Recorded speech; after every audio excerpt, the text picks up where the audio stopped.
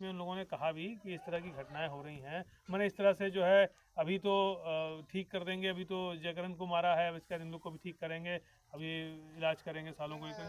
तो मैं बता ही रहा हूँ, ये लोग कुछ स्पेसिफिक नहीं बता रहे होंगे। हेलो जी जी जी भाई हेलो जी। तुम्हें जो ये लोग कह रहे हैं सर न्याय की आवश्यकता इसलिए है क्योंकि हीनियस क्राइम है। समझिए एक आदमी के बस का ये नहीं था कि इस तरह से एकदम 4-5 जगह 9 इंच का सिर पे गड्ढा हुआ, मैंने मारे एकदम इस तरह से, तो एक आदमी के बस का किसी एक आदमी को इस तरह से मारने का संभव, मैंने वो हीनियस क्राइम है, मैंने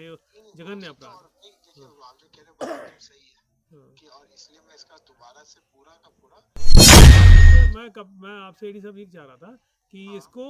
किसी बड़े अधिकारी से एक बार जांच करवा दीजिए, जांच करवा के देखिए कि इसमें, हम ये नहीं कह रहे, अच्छा ये भी मैं नहीं कह रहा कि किसी को फर्जी फंसा दीजिए, जो नहीं है वो फर्जी नहीं जाना चाहिए, किसी भी कोई भी मामला ऐसा ना हो कि किसी को दबाव में आके कि खोलना है तो जल्दी किसी को गलत फंसा के खोल दीजिए केस, ये नहीं होना चाहिए। हाँ लेकिन ये है कि जो एक बार चीज तथ्यों को देखते हुए हैं, जो आईजी साहब है ना, आईजी का मीडिया के माध्यम से सरकार से मांग करता हूँ कि जिस तरह से जघन्य हत्या हुई है जयकरण जी की, तो उनके परिवार को 1 करोड़ रुपए मुआवजा सरकार जी के समाज के लोग हैं, उनके साथ कुछ गलत होगा तो सरकार बुलडोजर लेके खड़ी हो जाएगी, लेकिन किसी गरीब के साथ और किसी पीडीए परिवार के व्यक्ति के साथ गलत होगा तो सरकार देखने का काम है, क्योंकि गाजीपुर ही नहीं पूरे प्रदेश में उत्तर प्रदेश की जो पुलिस है उसका हाल पुलिस के द्वारा पकड़ा जाए, इसके लिए मैंने उच्च अधिकारियों से बनारस में एडीजी जोन, जो पूरे जोन के मालिक होते हैं एडीजी, तो एडीजी महोदय से मैंने बात की है और उन्होंने मुझे आश्वस्त किया है कि इस को गंभीरता से लेते हुए इसकी जांच आईजी रेंज वाले की बात होगी। जब भी इस तरह की बातें होंगी तो पेट में दर्द उसी के होता है। जो एक शिक्षक थे और उन्होंने लगातार बच्चों को पढ़ाने लिखाने का काम किया देश में। आप समझिए कि शिक्षक का जो काम होता है वो हमारे देश को दिशा और दशा देने के लिए बच्चों को ऐसे निर्माण करता है कि वो हमारे देश की दिशा और दशा बदले, और वो एक बहुत सीधे और सुलझे हुए व्यक्ति थे, और जिस तरह से उनकी हत्या हुई बहुत ये जघन्य अपराध हुआ है। तो जब मुझे इस बात की जानकारी हुई तो इसलिए मैं उनके परिवार से मिलने आया हूँ और सुख संवेदना व्यक्त करने आया हूँ, और जहाँ तक इनकी सहयोग की आवश्यकता होगी हमारी पूरी पार्टी साथ में खड़ी है। कल भी हमारे पार्टी के नेतागण आए थे, जो सहयोग हो पाया सहयोग भी किया हमारे राष्ट्रीय नेतृत्व के द्वारा। उसके अलावा हमारे पार्टी के लगातार नेता यहाँ आ रहे हैं, मिल रहे हैं लोगों से, और इनके परिवार के साथ हम स्वयं और हमारी पूरी पार्टी साथ में खड़ी है। देखा जाए तो हत्याकांड को लेकर जो पुलिस ने खुलासा किया उससे परिवार संतुष्ट नहीं दिख रहा है, इसको लेकर क्या कहेंगे? देखिए इसी को लेकर आज मैं जब आया, मुझे उन्होंने बताया यहाँ परिवार के लोगों ने, तो मैंने एडीजी वाराणसी से बात की, एडीजी जोन वाराणसी हैं, तो उनसे मैंने बात की है और बात करके ये आज आश्वस्त हुआ है कि ये क्योंकि बड़ा मामला है और किसी भी तरह का राजनीतिक दबाव में पुलिस अगर होगी तो इसलिए इसको आईजी वाराणसी के द्वारा, आईजी रेंज वाराणसी इसकी जांच करेंगे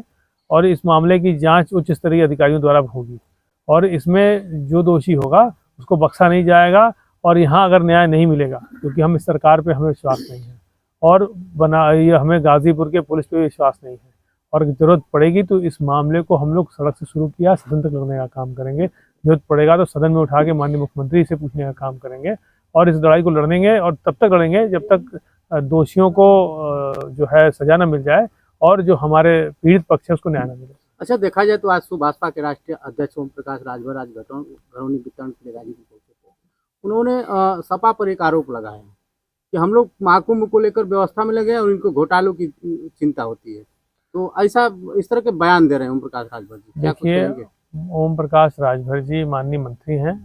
और पूर्व में भी उनके बयान गाजीपुर में मैंने सुने और मुझे लग रहा है आप सबने सुने। मैं उन पत्रकारों को बधाई धन्यवाद देता हूं जिन्होंने उनके दुखती रख पे हाथ रखा, और जब हाथ रखा तो उनके मुंह से जिस तरह के बयान निकले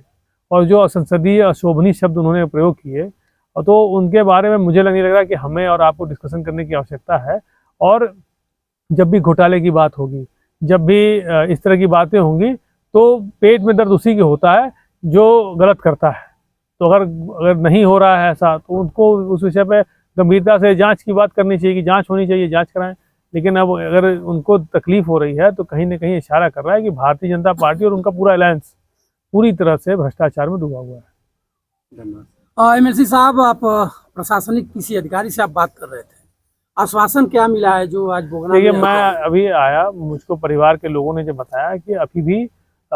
जो लोग इसमें क्योंकि ये जघन्य अपराध हुआ है, ये हीनियस क्राइम है, किसी व्यक्ति को इस तरह से जिसकी तरह से हत्या की गई है, तो इसमें एक व्यक्ति के द्वारा ऐसा नहीं किया सकता, कुछ लोग और शामिल हैं। तो जो लोग शामिल हैं उन लोगों को किस तरह से पुलिस के द्वारा पकड़ा जाए, इसके लिए मैंने उच्च अधिकारियों से बनारस में एडीजी जोन, जो पूरे जोन के मालिक होते हैं, एडीजी, तो एडीजी महोदय से मैंने बात की है और उन्होंने मुझे आश्वस्त किया है कि इस को गंभीरता से लेते हुए इसकी जांच आईजी रेंज वाराणसी से कराएंगे। सर जी, क्या प्रशासन इसमें दोषी है जो इतना जबरदस्त अपराध हुआ है? एक आदमी से तो वो अपराध हुआ नहीं होगा, लेकिन एक ही लोग को पकड़ करके और सकरवा करके उसको जेल भेज दे रहे हैं लोग। देखिए, इस तरह से, क्योंकि गाजीपुर ही नहीं पूरे प्रदेश में उत्तर प्रदेश की जो पुलिस है उसका हाल बहुत ख़राब है और ये लगातार यहाँ पर अन्याय अत्याचार चरम पे है पूरे उत्तर प्रदेश में, जब से भारतीय जनता पार्टी की सरकार आई है। और इनके मंत्री, इनके विधायक खुद ही इतना, इनको खुद नहीं न्याय मिल रहा। कई बार इनके विधायक पीटे जा रहे हैं, उनका एफआईआर नहीं लिखा जा रहा, उनको धरने में बैठना पड़ता है। तो पुलिस आज जिस तरह से खुली गुंडाई कर रही है और उन लोगों को कोई इस चीज़ से लेना देना नहीं है कि किस तरह से किसी गरीब व्यक्ति को न्याय मिले।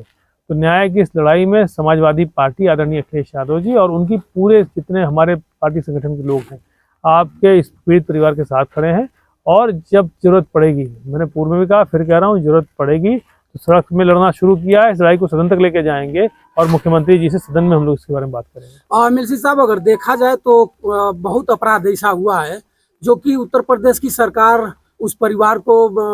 आर्थिक मदद भी दे रही है, लेकिन अब तक यहाँ जयकरण राम जी की हत्या में सरकार जू तक कान तक जू तक देखिए, ऐसा है कि भारतीय जनता पार्टी की सरकार, क्योंकि हमारे नेता आदरणीय अखिलेश यादव जी कहते हैं, जिस बात की जो जिक्र करते हैं, देखिए कि आज आपके सामने चरितार्थ हो रहा है। बात करते हैं पीडीए की, जो पिछड़े हैं, दलित हैं, अल्पसंख्यक हैं, उनके ऊपर अत्याचार हो रहा है, तो सरकार का कोई ध्यान नहीं। सरकार का ध्यान किन लोगों पे है वो मुझे आपको बताने की आवश्यकता नहीं है। जो माननीय मुख्यमंत्री जी और मुख्यमंत्री जी के समाज के लोग हैं, उनके साथ कुछ गलत होगा तो सरकार बुलडोजर लेके खड़ी हो जाएगी। लेकिन किसी गरीब के साथ और किसी पीडीए परिवार के व्यक्ति के साथ गलत होगा तो ये सरकार देखने का काम भी नहीं करती। सर जी, अगर आपकी सरकार आ रही हो तो जयकरण मास्टर साहब एक शिक्षक थे और इनके 2 बेटे हैं और दोनों बेटे बेरोजगार हैं, क्या कुछ? मैं सरकार से, आपके माध्यम से, मीडिया के माध्यम से सरकार से मांग करता हूं कि जिस तरह से जघन्य हत्या हुई है जयकरण जी की, तो उनके परिवार को 1 करोड़ रुपए मुआवजा सरकार दे और परिवार में एक सरकारी नौकरी दे। धन्यवाद सर।